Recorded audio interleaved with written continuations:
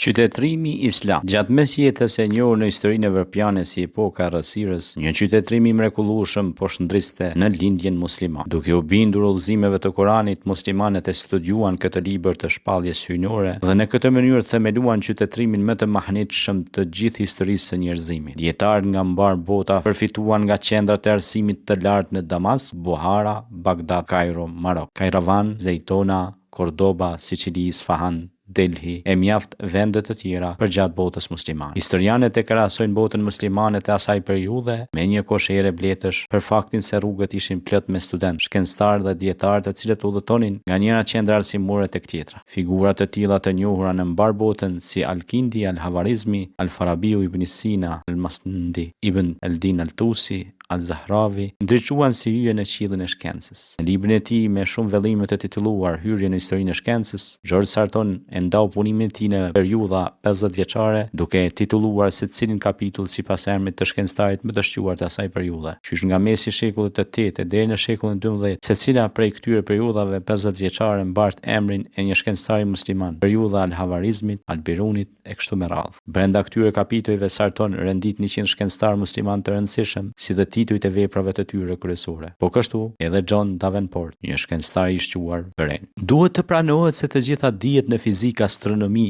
filozofi apo matematik që ndriçuan Evropën që nga shekulli 10 e kishin burimin nga shkolla arabe dhe saraqenët spanjoll, mund të konsiderohet si baballarët e filozofisë evropiane. Bertrand Russell, filozof i famshëm britanik, ka shkruar: supremacia e lindjes nuk ishte vetëm ushtarak. Shkenca, filozofia, poezia dhe artet që të gjitha lulëzuan në botën e njohur të qytetërimit islam, në një kohë kur Evropa ishte zhytur në barbarizëm. Evropianët për shkak të izolimit të tyre të pafalshëm e quajtën këtë periudhë epoka e errësirës. Por e vërteta është se vetëm Evropa ishte në errësirë, pra e shiste në këndin e vet, madje vetëm Evropa krishterë, sepse Spanja që ishte e qytetërimit islam kishte një kulturë të shkëlqyer. Robert Briffault, historian i njohur pohën, në librin e tij Ngjallja e njerëzimit, ka të ngjarë që të mos kishin qenë arabët, qytetërimi modern evropian nuk do të kishte qenë kurrë në gjendje të merrte atë karakter i cili e bëri të aftë atë të kapërcente të gjitha fazat e mëparshme të evolucionit. Por ndonse nuk është vetëm njëri nga aspektet e veçanta të zhvillimit njerëzor, ai në të cilin